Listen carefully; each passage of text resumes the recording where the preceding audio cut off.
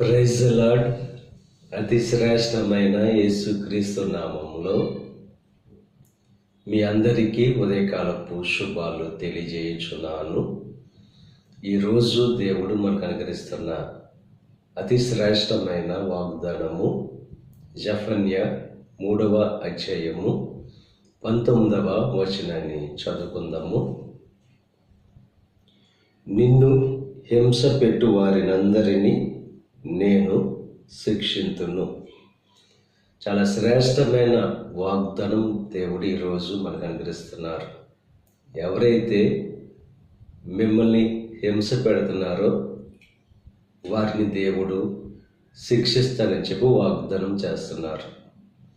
యుద్ధము యెహోవాదే.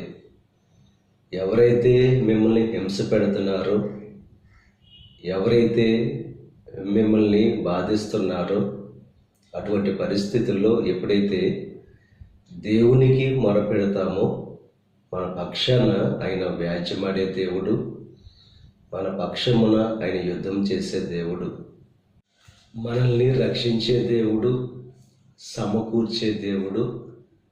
ఎక్కడెక్కడ మనకు అవమానం కలిగిందో అక్కడ ఖ్యాతి, మంచి పేరు ఆయన కలుగు చేస్తాడు.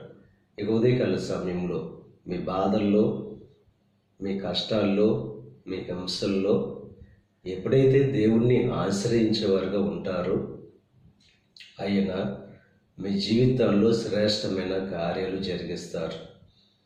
నాకు ఎవరూ లేరు, నా పక్షాన వ్యాజ్యమాడేవారు లేరని చెప్పి బలహీనమైన పరిస్థితిలో ఉన్న వారితో దేవుడు వాగ్దానం చేస్తున్నారు.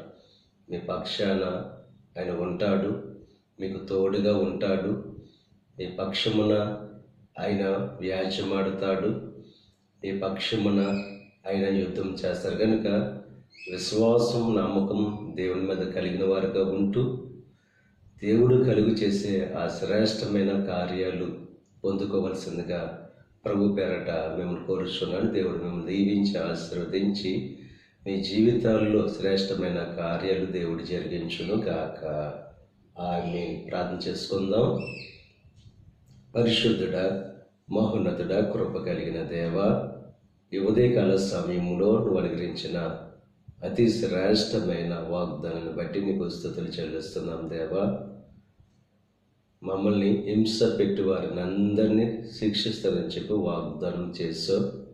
మా పక్షాన నువ్వు ఉండే దేవుడవు, మా పక్షమున కార్యాలు నెరవేర్చే దేవుడవు నీవే.